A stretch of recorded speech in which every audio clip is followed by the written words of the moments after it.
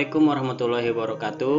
Kembali lagi bersama saya Rahmat Herlikas.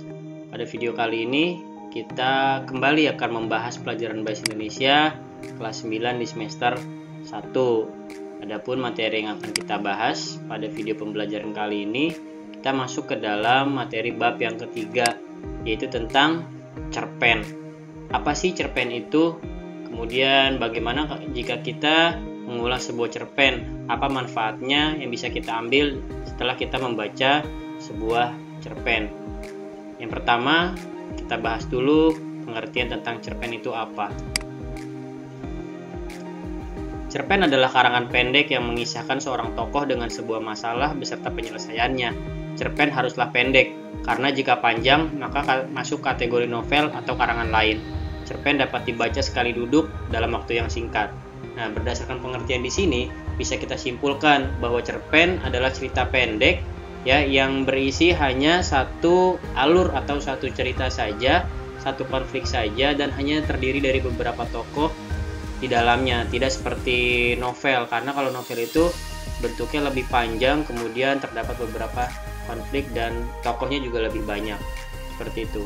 Kemudian dapat dibaca sekali duduk dalam waktu yang singkat. Nah, ini perbedaan antara cerpen dengan novel. Kalau cerpen bisa kita baca sekali duduk saja, atau sekali baca kita bisa sampai selesai. Sedangkan novel itu karena ceritanya terlalu panjang dan waktu kita mungkin ada kesibukan lain, jadi mau tidak mau harus kita jeda dulu untuk menyelesaikan bacaannya. Itu yang menjadi perbedaan antara cerpen dengan novel. Selanjutnya adalah ciri-ciri cerpen. Yang pertama jelas ceritanya pendek. Kemudian yang kedua, jumlah kata kurang dari 10.000. Yang ketiga adalah bersifat fiktif. Nah, walaupun bersifat fiktif di sini, ini bisa kita ambil pelajaran atau hikmah yang kita terapkan dalam kehidupan sehari-hari, baik itu dari alur ceritanya maupun dari segi karakter tokohnya. Kemudian yang keempat, menggunakan kata yang sederhana. Menggunakan kata yang sederhana di sini adalah tujuannya untuk memudahkan pembaca agar memahami apa isi cerpen yang dibacanya. Selanjutnya memiliki alur tunggal dan lurus. Nah, alur tunggal dan lurus di sini adalah alur ceritanya bisa maju atau mundur. Ya, jadi tidak bisa alurnya itu campuran. Kenapa? Karena cerpen di sini ceritanya memang lebih sederhana dan kemudian tokohnya juga hanya terdiri dari beberapa orang saja, tidak seperti karangan atau cerita-cerita yang lain, contohnya misalnya seperti novel. Selanjutnya, karakteristik cerpen juga mencakup penokohan dan konflik yang ditampilkan. Ini adalah ciri-ciri dari cerpen. Selanjutnya adalah fungsi cerpen. Yang pertama adalah fungsi rekreatif, yaitu memberikan rasa gembira, senang, dan menghibur bagi para pembacanya. Jadi cerpen di sini tujuannya atau fungsinya adalah salah satunya memberikan rasa gembira, senang, dan menghibur para pembacanya yang mungkin sedang galau atau misalnya tidak memiliki kesibukan lain sehingga bisa menghabiskan waktunya dengan membaca sebuah cerpen.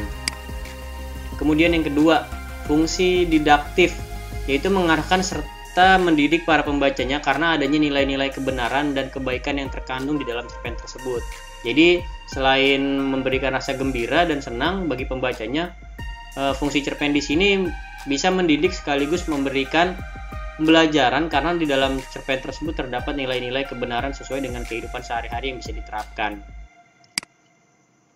Selanjutnya adalah fungsi estetis, yaitu memberikan keindahan bagi para pembacanya atau penikmat. Yang keempat, fungsi moralitas, yaitu mengandung nilai-nilai moral sehingga pembaca mengetahui pesan moral baik yang baik dan buruk bagi dirinya. Nah, pesan moral di sini bisa kita ambil pelajarannya atau bisa kita ambil hikmahnya dari alur ceritanya ataupun dari karakter-karakter tokoh protagonis atau yang tokoh baiknya seperti apa. Selanjutnya adalah fungsi religiusitas, yaitu mengandung ajaran agama yang dapat dijadikan teladan bagi pembacanya. Nah, untuk fungsi religiusitas di sini, ini mungkin cerpen-cerpen yang genrenya adalah tentang keagamaan, mungkin bisa seperti itu.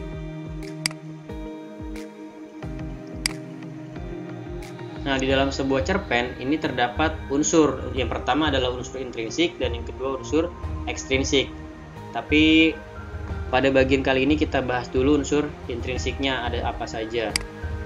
Yang pertama adalah tema, kemudian tokoh dan penokohan, alur atau plot, latar atau setting, sudut pandang, amanat, dan gaya bahasa. Nah, untuk unsur intrinsik di sini ini selalu terdapat di dalam sebuah karangan, baik itu cerpen ataupun novel. Ya, jadi ketika kita ditanya unsur intrinsiknya ada apa saja, ya pasti ini ada temanya, ada tokoh dan penokohannya, ada alur, ada latar, sudut pandang, amanat, dan gaya bahasa. Untuk unsur ekstrinsiknya sendiri itu bisa disesuaikan dengan alur ceritanya dan kemudian dari latar belakang penulisnya seperti apa.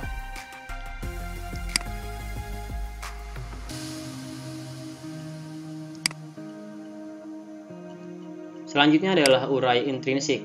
Yang pertama adalah tema. Tema merupakan ide atau gagasan dasar yang melatar belakangi keseluruhan cerita yang ada dari cerpen.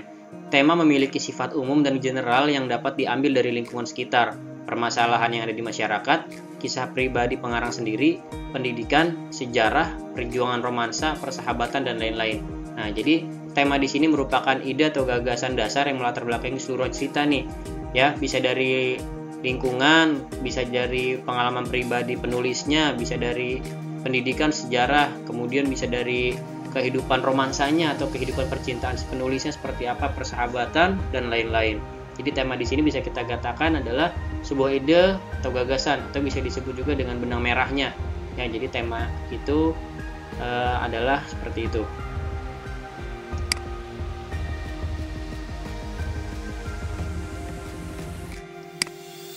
Kemudian yang kedua adalah tokoh dan penokohan. Tokoh merupakan pelaku atau orang yang terlibat dalam cerita tersebut, sedangkan penokohan adalah penentuan watak atau sifat tokoh yang ada di dalam cerita. Watak yang dapat diberikan dapat digambarkan dalam sebuah ucapan, pemikiran, dan pandangan dalam melihat suatu masalah.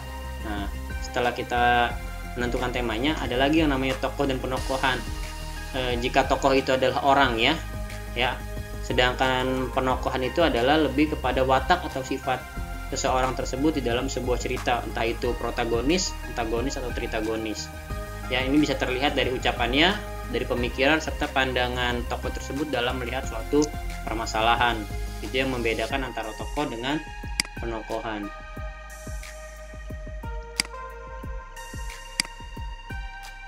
Selanjutnya, ada 4 jenis tokoh yang digambarkan dalam cerpen, antara lain adalah protagonis, kemudian antagonis, tritagonis, dan figuran. Protagonis yang seperti kita ketahui adalah tokoh yang menjadi aktor atau pemeran utama dan mempunyai sifat yang baik. Biasanya tokoh protagonis di sini ini adalah tokoh-tokoh utama yang paling disenangi oleh sebagian pembaca atau penonton jika karya tersebut atau cerpen tersebut sudah dijadikan sebuah film. Kemudian yang kedua adalah antagonis. Tokoh ini juga menjadi pemeran utama yang menjadi lawan daripada tokoh protagonis. Tokoh antagonis memiliki watak yang negatif seperti iri, dengki, sombong, angkuh, congkak, dan lain-lain. Tapi tidak menutup kemungkinan tokoh antagonis di sini juga banyak diminati atau digemari oleh para pembaca atau penonton, seperti itu. Kemudian yang ketiga adalah tritagonis. Tokoh ini adalah tokoh penengah dari protagonis dan antara antagonis. Tokoh ini biasanya memiliki sifat yang arif dan bijaksana. Jadi di tengah-tengah ya untuk tritagonis di sini. Jadi bisa menjadi penengah ketika ada permasalahan antara tokoh protagonis dan tokoh antagonis. Kemudian yang keempat adalah figuran. Tokoh ini merupakan tokoh pendukung yang memberikan tambahan warna dalam sebuah cerita. Jadi kalau misal ditanya ada berapa jenis tokoh di dalam sebuah cerpen, yaitu ada 4. Yang pertama protagonis, tokoh yang baik. Kemudian antagonis, tokoh yang jahat. Yang ketiga adalah tritagonis, tokoh yang menjadi penengah antara protagonis dan antagonis. Dan yang keempat adalah tokoh figuran.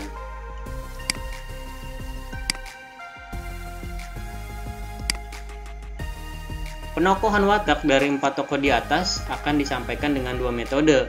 Di antaranya adalah analitik dan kemudian yang kedua adalah dramatik. Analitik yaitu sebuah metode penyampaian oleh penulis mengenai sifat atau watak tokoh dengan cara memaparkan secara langsung, seperti keras kepala, penakut, pemberani, pemalu, dan lain sebagainya. Sedangkan dramatik yaitu sebuah metode penyampaian sifat tokoh secara tersirat, biasanya disampaikan melalui tingkah laku tokoh dalam sebuah cerita.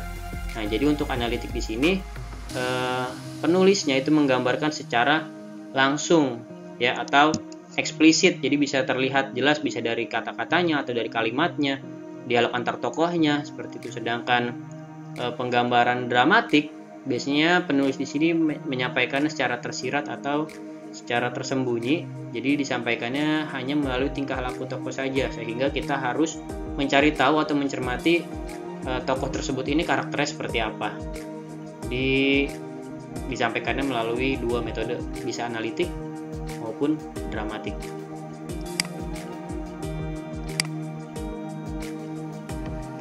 Yang ketiga adalah alur atau plot. Dalam menyampaikan cerita ada tahapan-tahapan alur yang disampaikan oleh sang penulis. Di antaranya tahap perkenalan, tahap penjajakan, penanjakan, tahap klimaks, anti klimaks, dan tahap penyelesaian. Perkenalan di sini bisa dimulai dari alur ceritanya, kemudian bisa juga dimulai dari perkenalan tokoh-tokohnya, pengenalan karakternya seperti apa, ya kan, masuk ke dalam tahap penanjakan. Nah, di sini masuk ke dalam alur ceritanya muncul yang namanya masalah-masalah kecil yang nantinya bisa mencapai puncak permasalahan atau yang biasa disebut juga dengan tahap klimaks. Nah, tahap anti klimaks di sini itu bisa ada, bisa juga tidak, tergantung dari si penulisnya sendiri. Tetapi ada juga penulis yang tidak mau masukkan anti klimaks karena memang biasanya kurang disukai atau kurang diminati oleh pembacanya. Misalnya ketika sedang terjadinya puncak permasalahan, ya tiba-tiba penyelesaiannya seperti ini. Jadi pembacanya itu agak sedikit kecewa dengan tahap penyelesaiannya. Tahap-tahap alur tersebut harus ada di dalam sebuah cerita. Hal ini bertujuan agar cerita tidak membingungkan orang yang membacanya. Ada dua macam alur yang kerap kali digunakan oleh para penulis, yaitu adalah alur maju dan alur mundur biasanya. Alur maju ini menggambarkan jalan cerita yang urut dari awal pengenalan tokoh, situasi, lalu menimbulkan konflik, hingga puncak konflik dan terakhir penyelesaian konflik. Intinya adalah pada alur maju ditemukan jalan cerita yang runtut sesuai dengan tahapan-tahapannya. Ya, jadi dari mulai pengenalan tokoh atau misalnya alur cerita seperti apa sampai nanti di tahap penyelesaiannya adalah alurnya maju. Kemudian yang kedua, alur mundur. Di alur ini penulis menggambarkan jalan cerita secara tidak urut.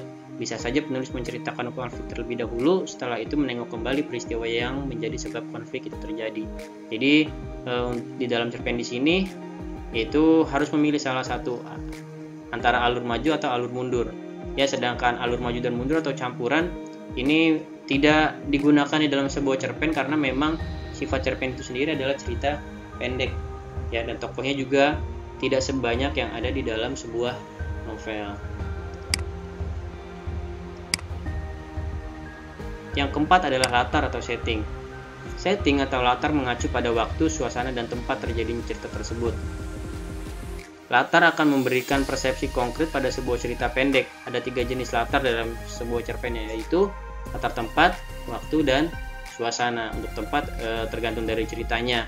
Bisa pantai, gunung, rumah, dan sebagainya. Sedangkan waktu bisa hari, jam, atau pukul, ya kan, seperti itu. Kemudian adalah suasana.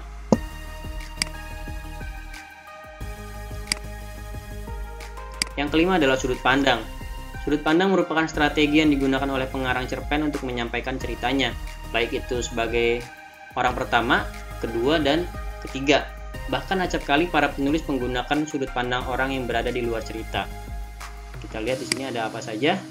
Yang pertama adalah sudut pandang dibagi menjadi 4 jenis, yaitu orang pertama sebagai tokoh utama. Adalah penulis seolah-olah masuk dalam cerita tersebut sebagai tokoh utama atau tokoh sentral dalam cerita, atau first person sentral. Segala hal yang berkaitan dengan pikiran, perasaan, tingkah laku, atau kejadian yang tokoh aku lakukan akan digambarkan pada cerita tersebut. Ia akan menjadi pusat kesadaran dan pusat dari cerita. Jika ada peristiwa atau tokoh di luar diri aku, Peristiwa atau tokoh itu akan diceritakan sebatas keterkaitan dengan tokoh itu saja. Contohnya, aku sedang mengamati lemari jam yang berdiri kaku di pojok ruangan. Ukiran jati bertuliskan huruf Jawa kuno menjadi saksi bisu kelahiranku. Di tempat ini, 20 tahun lalu aku dilahirkan, dan seterusnya. Nah, ini adalah salah satu contoh kalimat atau contoh kutipan di dalam sebuah cerpen dengan sudut pandang orang pertama sebagai tokoh utama, karena aku di sini lebih detail diceritakan ya di dalam kutipan cerpen tersebut.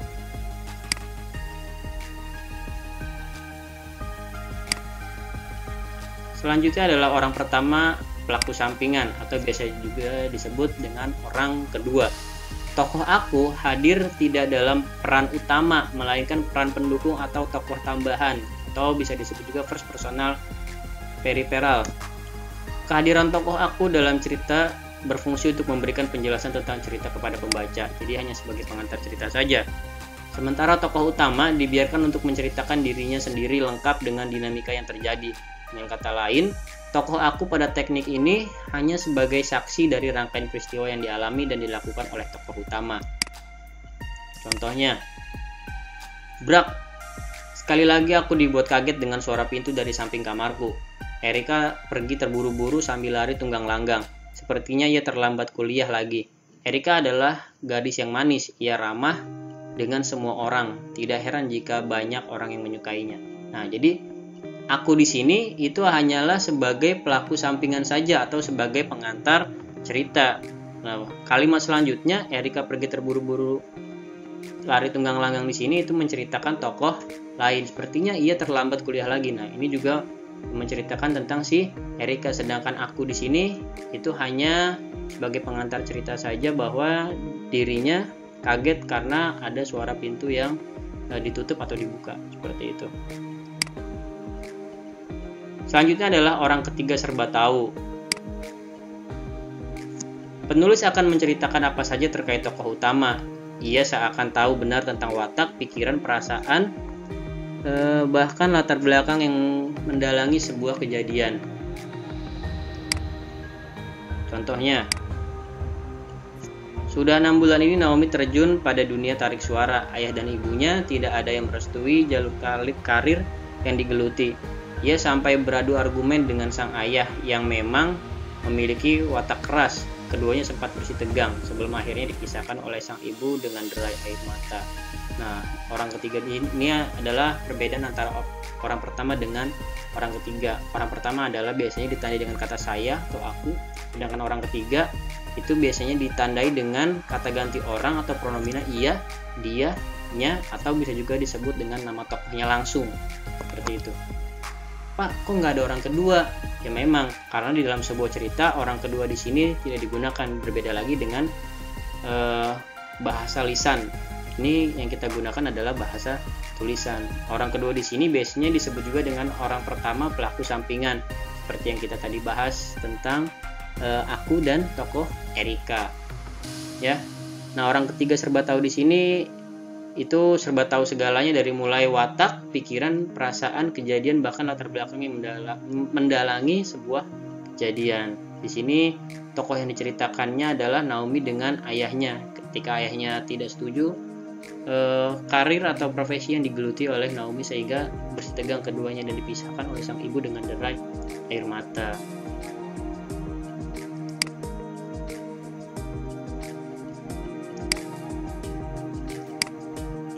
Selanjutnya adalah orang ketiga sebagai pengamat. Orang ketiga serba tahu hanya saja ini hampir sama dengan orang ketiga serba tahu, hanya saja tidak semuanya tahu teknik itu. Pada sudut pandang orang ketiga, penulis menceritakan sebatas pengetahuannya saja. Pengetahuan ini diperoleh dari penangkapan panca indera yang digunakan baik dengan cara mengamati atau melihat, mendengar atau mengalami, merasakan suatu kejadian di dalam cerita. Pengamatan pun dapat dilakukan atau diperoleh dari hasil olah pikir si penulis tentang tokoh dia yang sedang ia ceritakan. Contohnya, entah apa yang terjadi dengannya seminggu belakangan ini. Pulang dari kantor, langsung menunjukkan muka masam. Belum lagi puasa bicara yang sudah ia lakukan seminggu belakangan ini. Apa mungkin karena hubungan dia dengan sang kekasih tidak direstui oleh keluarganya? Nah, ini adalah orang ketiga sebagai pengamat. Kalau tadi orang ketiga serba tahu itu lebih detail lagi, sedangkan di orang ketiga sebagai pengamat dia hanya mengetahui saja tapi tidak mengetahui lebih detail lagi apa yang dialami oleh si tokoh utamanya atau lawan mainnya dalam cerita tersebut.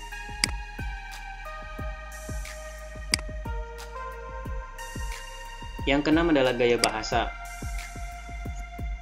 Gaya bahasa merupakan ciri khas sang penulis dalam menyampaikan tulisannya kepada publik, baik itu penggunaan majasnya, diksi, dan pemilihan kalimat yang tepat di dalam cerpennya. Nah, dalam gaya bahasa di sini ini bisa menjadi identitas atau ciri khas seorang penulis. Ketika penulis tersebut sudah mahir atau sudah terbiasa menggunakan kalimat-kalimat yang mudah dimengerti oleh pembaca, ini akan sangat baik dan akan digemari oleh para penikmatnya atau para pembacanya. Jadi gaya bahasa di sini sangat penting untuk menyampaikan sebuah gagasan atau ide yang akan disampaikan di dalam sebuah cerita. Yang ketujuh adalah amanat. Amanat atau moral value adalah pesan moral atau pelajaran yang dapat kita petik dari cerita pendek tersebut. Di dalam suatu cerpen, moral biasanya tidak ditulis secara langsung, melainkan tersirat dan akan bergantung sesuai pemahaman pembaca akan cerita pendek tersebut. Nah, jadi ketika kita membaca sebuah cerita, baik itu cerita pendek atau novel, itu harus kita ketahui pesan moralnya apa atau amanatnya apa yang kita bisa ambil dari cerita tersebut. Jadi bukan hanya unsur gembiranya saja atau unsur senang-senangnya saja, ya, tapi ada pesan moral yang bisa kita ambil dan kita terapkan di dalam kehidupan sehari-hari. Bisa dari alur ceritanya, bisa dari karakter tokohnya dan lain-lain. Nah, ketika kita sudah membahas unsur intrinsiknya, lalu yang kedua adalah unsur ekstrinsik.